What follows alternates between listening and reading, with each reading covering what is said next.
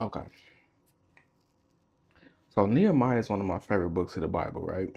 Um, one thing I love about Nehemiah is how locked in he was. Um, how after hearing about Jerusalem and what happened, he went to God, fasted, prayed, counted himself like he didn't leave himself exempt from when he was repenting for Jerusalem and for his tribe and for his people. Then he went to the king, he got permission, and he went to work.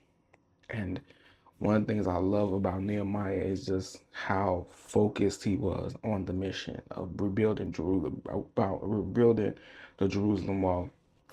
And um, I I aspire to be like Nehemiah in so many ways. Um, but just to stay focused on what God is calling you to do. And there's gonna be a Sanballat, there's gonna be a Tobiah, there's always gonna be people um they're gonna, and you know what I'm saying, you have to have that focus to be like, I'm not stooping down to your level. I love it. That's one of my favorite parts. One of my favorite things was that while he was building, he he helped the people that was building with him, and he built weapons for them on the way. He was resourceful, and he was able to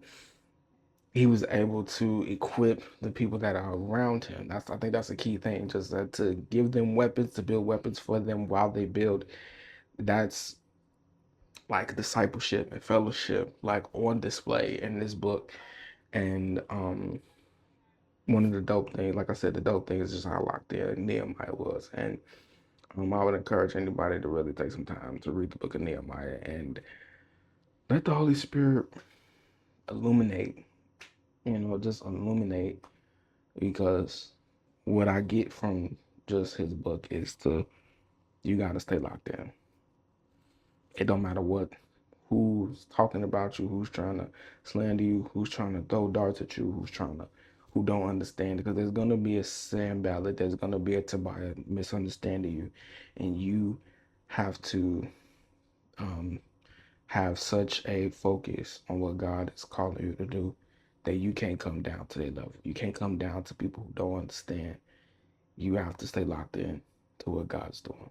So, grace and peace.